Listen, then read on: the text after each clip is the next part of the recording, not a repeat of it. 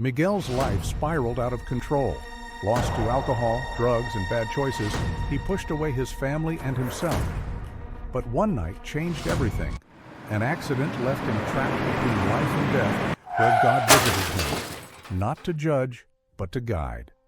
Now on a transformative journey through biblical stories, Miguel faces the lessons of Noah's Ark: obedience, redemption, and faith. His story has just begun, with more incredible lessons ahead. Do you know someone in need of such transformation? Like, share, and subscribe to join Miguel's journey. Miguel's Spiritual Awakening. Chapter 03. Miguel's third journey begins. Miguel floated in the silent, endless void that had become his world since the accident. He had no sense of time anymore. Days, weeks, maybe months had passed, but it all blended together in an unbroken darkness. His physical body lay unmoving in a hospital bed, tethered to life by machines. Yet somewhere deeper, in a realm beyond comprehension, Miguel had discovered that his spirit was anything but confined. For the third time he felt it, the light. It wasn't harsh like the fluorescent glare of hospital lamps, but warm, soothing, and alive.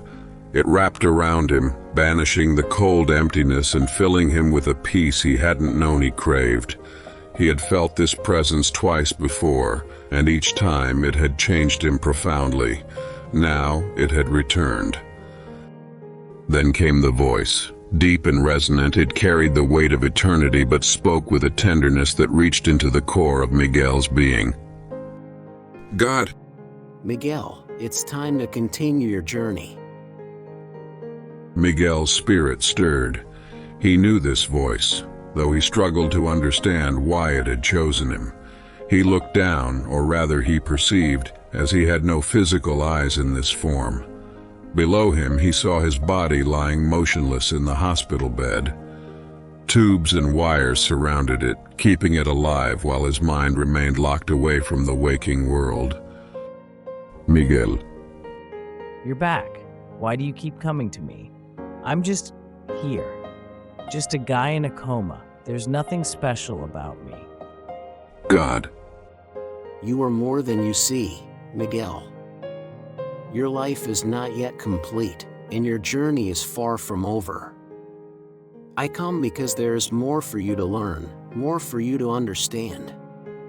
Today, I will take you to witness the story of a man who walked in faith when the world around him was lost and in darkness. It is time for you to meet Noah. Miguel hesitated. He had no fear of this presence. It radiated love and strength, but he couldn't help feeling small, insignificant. He glanced back at his body, lying still and fragile on the hospital bed. Miguel. So I'm still not waking up, am I? God. Not yet. There are truths you must see before your time comes. Let go of your fear, Miguel. This journey is not about where your body is, but where your spirit must go. The hospital room began to dissolve around him. The faint hum of machines faded into the distance, replaced by a different kind of sound, one of life, of movement. Miguel felt the world around him shift, and when the light receded, he found himself standing in a place he didn't recognize. He was in a village. The streets bustled with activity as people went about their lives. Merchants shouted prices for goods, their voices competing with the bleating of goats and the clucking of chickens. Children ran through the dusty paths, their laughter ringing out as they played games Miguel couldn't quite understand. Groups of men and women gathered in clusters, talking, arguing, and occasionally laughing. At first it seemed vibrant, even joyful, but as Miguel watched, a strange unease settled over him. Miguel, frowning. This place, it's alive, but something feels wrong. I can't explain it. God. Look deeper, Miguel. Life is not defined by movement or noise. Look at their hearts. Miguel focused, his awareness sharpening as he observed the people more closely. What he had initially mistaken for joy was laced with something darker. The laughter wasn't warm but mocking. Arguments flared into shouting matches over trivial matters. Miguel saw a man push a beggar out of the way, grabbing a loaf of bread and walking off without a second glance. A merchant handed over a basket of goods with one hand while slipping extra coins from the customer's pouch with the other. Miguel. They've forgotten something, haven't they? Kindness, compassion. It's like they don't care about each other anymore. God. When people turn away from me, they turn inward. Pride replaces humility, greed overshadows generosity, and violence becomes their answer to every conflict. This was the world before the flood, consumed by wickedness, corrupted by selfishness. Miguel's gaze followed a group of men jeering at a woman who struggled to carry a heavy basket. Instead of helping, they laughed as the basket tipped, spilling its contents onto the ground. Miguel. Didn't anyone try to stop this? Wasn't there someone who listened to you? God. There was one man who walked with me, even when the world around him abandoned righteousness. His name was Noah. Come, Miguel. I will show you. God's voice guided Miguel away from the crowded streets and into the outskirts of the village. The noise faded as they reached a clearing. Under the shade of a large tree knelt a man. He wasn't imposing, just a weathered figure with strong, calloused hands clasped in prayer. His face bore the lines of age and toil, but his expression radiated a quiet peace. Nearby, his wife tended a small garden while his sons worked in the fields. Miguel. That's Noah. He doesn't look like much, but there's something about him. He seems different, calm, steady. God. Noah was righteous in a world that had forgotten righteousness. He wasn't perfect, but his heart sought me, even when everyone else turned away. And because of his faith, I chose him to preserve life. Miguel watched as Noah finished his prayer and rose to his feet. His movements were deliberate, purposeful, as though each task he performed was an act of worship. Miguel. His family, they're part of this too, aren't they? What exactly did you ask him to do? God. I called Noah to a great task, one that would test his faith, his strength, and his endurance. Watch, Miguel. Listen. Miguel's attention shifted back to Noah as the man gazed upward, his eyes fixed on something Miguel couldn't see. The air around them seemed to hum with energy, and Miguel realized that God was about to speak directly to Noah. He braced himself, feeling the weight of the moment, knowing that whatever came next would set the course for everything that followed. Faith and perseverance, the story of Noah's Ark. The Ark was no longer just a frame of wood. Its massive hull now loomed over the clearing, a towering structure that dwarfed the nearby trees and dominated the skyline. Miguel marveled at its enormity every time he looked at it, yet as the ark grew, so too did the intensity of the ridicule from the villagers. Word of Noah's construction had spread far beyond the village. People from neighboring settlements came to see the spectacle, bringing fresh voices to the chorus of mockery. One afternoon, Miguel observed as a crowd gathered at the edge of the clearing. At first, they simply watched in silence, their expressions a mix of amusement and disbelief. Then the jeering began. Someone said, Noah, when's the rain coming? I've got crops to water, and this drizzle isn't cutting it. The people laughing. Maybe we should bring our cows here. Your ark looks big enough to hold the whole village and their livestock. Someone else said, Hey, Noah. What if the flood doesn't come? Are you going to live in that thing like a giant wooden house? The laughter was loud and cruel, echoing through the clearing. Miguel watched as Ham, who was working near the base of the ark, froze mid-swing with his hammer. His face turned red, and his fists clenched tightly around the handle. Ham, to himself, I've had enough of this. he dropped the hammer and strode toward the crowd, his anger boiling over. Ham yelling, Why don't you leave us alone? You come here every day laughing and mocking, but you don't know anything. When the flood comes, you'll regret every word. The crowd erupted in laughter, and one of the villagers shouted back. People said, Oh, we're so scared, Ham. Are the imaginary raindrops going to get us? The group doubled over with laughter, and Ham turned back toward the ark, his shoulders slumping in defeat. Miguel felt a pang of sympathy for him as he trudged back to his brothers. Noah, who had been working at the top of the ark, climbed down and placed a hand on Ham's shoulder. Noah gently, Noah stands beside Ham, his hand resting firmly on the younger man's shoulder, his face calm and filled with wisdom. Ham looks down, his posture tense with lingering frustration, as Noah speaks softly but firmly. Ham, do not let their words anger you. They do not understand what they are mocking. In the background, the partially built ark looms large, a symbol of divine purpose amidst the chaos. Further away, villagers can be seen laughing and gesturing mockingly, their figures blurred to emphasize the quiet moment of mentorship and reassurance between Noah and Ham. The sky above is heavy with clouds, hinting at the storm yet to come. Ham frustrated. But Father, it's every day. They insult us, laugh at us, and act like we're fools. How are we supposed to ignore it? Noah, We are not building this ark for them.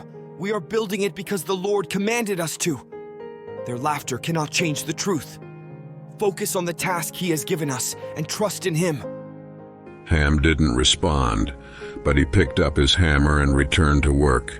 Miguel saw the tension in his movements, but he also saw the quiet strength Noah's words had given him. Miguel noticed that the constant ridicule was taking its toll, not just on Ham, but on the entire family. Noah's wife, who spent her days preparing meals and tending to the small animals already gathered near the ark, often paused to wipe her brow and sigh deeply. Japheth and Shem, while steady workers, moved more slowly than they had in the beginning, their exhaustion evident in their slumped shoulders. One evening, as the family sat around a small fire to eat, the mood was heavy. The only sound was the crackle of the flames and the distant hoots of owls. Finally, Hafe broke the silence. Hafe, Father, how much longer do we have to do this? We've been working for years, and nothing has changed. The villagers still mock us, the ark isn't finished, and there's no sign of rain. Are we sure this is what the Lord wants? Miguel watched as Noah set down his bowl and looked around at his family. His eyes lingered on each of them, his expression calm but serious. Noah, I understand your weariness. This is not an easy task, and the burden we bear is heavy. But the Lord does not call us to easy things. He calls us to obedience. Remember His promise. He will preserve us through the flood. We are building this ark not for our comfort, but for His purpose. Do not lose faith. Not. saying, But Father, the ridicule, it's unbearable. Every time we go to the village, They laugh in our faces. They call us crazy. They whisper behind our backs. How do we bear it? Noah, firmly. Their words are empty. Their laughter will not save them when the waters rise. We must pray for their hearts, that they may turn to the Lord before it is too late. But if they choose not to listen, that is their decision, not ours. We must remain faithful to what He has asked of us. Miguel felt a wave of admiration for Noah. Despite the immense pressure and the doubts of even his own family, he remained steadfast in his faith. That night, after the rest of the family had gone to sleep, Miguel watched Noah kneel by the edge of the clearing. The ark loomed behind him, its shadow stretching across the moonlit ground. Miguel to God, He doesn't show it, but this has to be hard on him. Does he ever doubt? Does he ever feel like giving up? God, Noah feels the weight of his task, just as you feel the weight of your own struggles.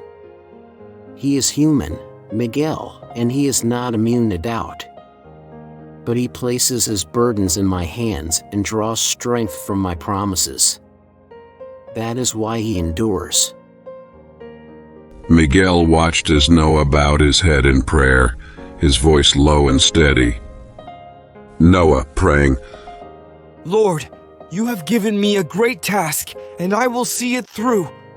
Strengthen my hands, guide my family, and protect the creatures you send to us. Let your will be done, and let your name be glorified through our obedience. Miguel felt a lump in his throat as he listened. Noah's words were simple, but they carried a depth of faith and trust that Miguel couldn't ignore. God. Pride blinds them, Miguel. To admit the truth would mean admitting their own guilt. They cling to their illusions of control even as time runs out. Noah bowed his head, a deep sorrow etched into his features. Noah, I have done what the Lord commanded. The choice is now yours. He turned and walked back toward the ark, leaving the villagers to their laughter. The doors close. As Noah returned to the clearing, the atmosphere felt different. The animals were restless, their movements purposeful yet subdued. The air itself seemed heavier, as if the world were holding its breath. Miguel followed Noah as he stood before the ark, his family gathered behind him. Noah, the time has come. The Lord will close the door. With a deep groaning sound, the massive doors of the ark began to move. Miguel realized it wasn't Noah or his sons pushing them. It was something unseen, a divine force sealing the ark from the inside. Miguel to God. They can't get out now, can they? That's it. No more chances. God. The door is closed, Miguel. Their time to repent has passed. Miguel felt the weight of those words. He thought of the villagers, still laughing and going about their lives, unaware that the storm was about to begin. The rain begins. The first raindrops fell gently, almost unnoticeable. The villagers barely paid attention, brushing them off as a passing shower. But the rain didn't stop. It grew heavier, turning the streets to mud and filling the air with the sound of water rushing through gutters and over rooftops. By the second day, the streams near the village had turned into rivers, overflowing their banks and swallowing the fields. The laughter had stopped. Panic set in as people rushed to higher ground, their faces pale with fear. Someone screaming, "Noah, open the ark! Let us in! We were wrong!" Miguel watched from inside the ark as fists pounded against the sealed doors, voices crying out in desperation. Ham to Noah, "Father, can't we help them? They're going to die out there." Noah's face was filled with sorrow, but he shook his head. Noah, the Lord has closed the door. We cannot open it. Miguel felt a lump in his throat as the cries grew louder, then fainter as the waters rose. Miguel to God. Why didn't they listen? Why wait until it was too late? God. Every choice has consequences, Miguel. They had years to turn back, but they chose their own path. This is not just a story of judgment. It is a story of mercy. Through Noah, I preserved life and gave humanity a new beginning. The flood rages. On for 40 days and 40 nights, the rain poured without ceasing. The ark rocked gently on the rising waters, surrounded by nothing but endless waves. Miguel watched as Noah and his family tended to the animals, their routines steady and purposeful. Despite the chaos outside, there was peace within the ark. Miguel. They don't seem scared. How can they be so calm after everything they've been through? God. Faith, Miguel. They trusted me, and that trust gave them peace. Even in the midst of the storm, they knew I was with them. A new beginning. The rain finally ceased. For 40 days and 40 nights, it had poured relentlessly, covering the earth in an endless expanse of water. Now, the stillness was almost deafening. The ark floated in serene isolation, its passengers surrounded by nothing but waves stretching endlessly toward the horizon. Inside, Noah and his family worked tirelessly, caring for the animals and maintaining the vessel. The ark in silence. Miguel watched from the upper deck of the ark where Noah stood gazing out at the water. His face was calm, but there was an unmistakable weariness in his eyes. Miguel to God. 40 days and nights of this.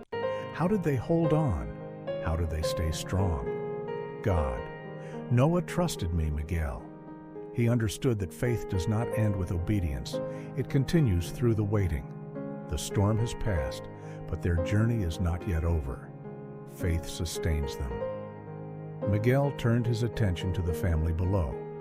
Ham and Japheth hauled water buckets from the storage barrels, ensuring every animal was cared for. Shem inspected the walls, checking for leaks. Noah's wife and daughters-in-law distributed food, moving methodically through the rows of pens. The days blurred together into a rhythm. Every moment was dedicated to survival, but even in the monotony, there was hope. Miguel could see it in their eyes, a quiet determination that this storm, no matter how fierce, would not last forever. The waters recede. One day, the ark shifted slightly. Miguel felt it too, as though the vessel had brushed against something solid. Noah's voice called out to the others, "Noah, the waters are receding. We have come to rest." Miguel followed Noah to the deck, where they peered out over the water. In the distance, the peaks of mountains broke through the surface, their rocky summits gleaming in the sunlight. Miguel to God. They must be so relieved. But what now? How long will they have to wait before they can leave? God. Patience, Miguel. The floodwaters are retreating, but the land must dry. There is still work to do, both inside and outside the ark. Noah released a raven, watching as it flew across the sky, circling the ark before disappearing into the horizon. Days later, he sent out a dove.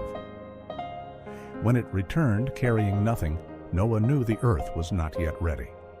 Miguel admired Noah's restraint. Despite the longing to set foot on dry ground, Noah waited for God's signal. A sign of hope. The next week, Noah released the dove again. This time, it returned with a fresh olive leaf in its beak. The sight of it brought a wave of emotion through the ark. Noah's wife clasped her hands together, tears welling in her eyes. Shem and Japheth exchanged hopeful smiles, and even Ham, who had struggled the most with doubt, let out a relieved laugh. Miguel.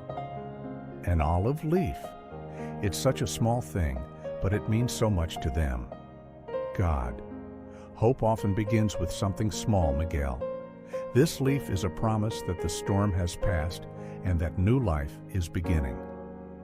7 days later, Noah sent the dove out once more. This time, it did not return. Miguel felt a swell of excitement as he watched Noah gather his family. Noah, the time has come. The Lord has delivered us. Soon we will leave the ark and begin again. A covenant with creation. The ark's door opened with a groaning sound, and sunlight poured into the dark interior for the first time in months. Miguel followed the family as they stepped onto solid ground. The earth was fresh and green, the air crisp and filled with the sounds of life beginning anew. Animals emerged cautiously, their steps tentative as they spread out across the land. Noah knelt in the dirt, his hands trembling as he built an altar from nearby stones. The family gathered around him, and together they offered a sacrifice of thanksgiving to the Lord. Noah praying, "Lord, we thank you for your mercy, for sparing us and giving us this new beginning. We dedicate ourselves to you and promise to walk in your ways." Miguel watched as the sky filled with color. A brilliant rainbow stretched across the heavens, its vibrant hues brighter than anything he had ever seen. God to Noah, "This is my covenant with you and with all living creatures. Never again will I destroy the earth with a flood. This rainbow is a sign of my promise, a reminder of my mercy and faithfulness." Miguel felt an overwhelming sense of awe as he gazed at the rainbow. Miguel to God, "It's beautiful, but it's more than that, isn't it? It's a promise, a reminder that even in judgment, there's mercy." God, "Yes, Miguel. The flood was not the end, it was a new beginning. Through Noah, I preserved life and gave humanity another chance. The rainbow is a sign of hope, not just for Noah, but for all generations." Miguel's reflection. As the scene faded, Miguel found himself back in the familiar void. The warmth of God's presence still surrounded him, but the images of Noah and the flood lingered in his mind. Miguel, I understand now. This story wasn't just about destruction, it was about starting over, about trust, obedience, and hope. God, exactly, Miguel. The lessons of Noah's journey are as relevant today as they were then. The world will always face storms, but those who walk with me will endure. Faith, compassion, and courage. These are the arcs you must build in your own life. Miguel felt himself being drawn back toward his body. The hospital room came into focus, the hum of machines replacing the sound of waves. He hovered above his still form, watching as the faint rise and fall of his chest continued. Miguel, I'm not waking up yet, am I? God, not yet. There are still more journeys ahead, Miguel, but remember what you have seen and carry it with you. Your time will come, and when it does, you will know how to build your own ark. Miguel felt the light recede, but the peace remained. Though his body was still, his spirit had been forever changed.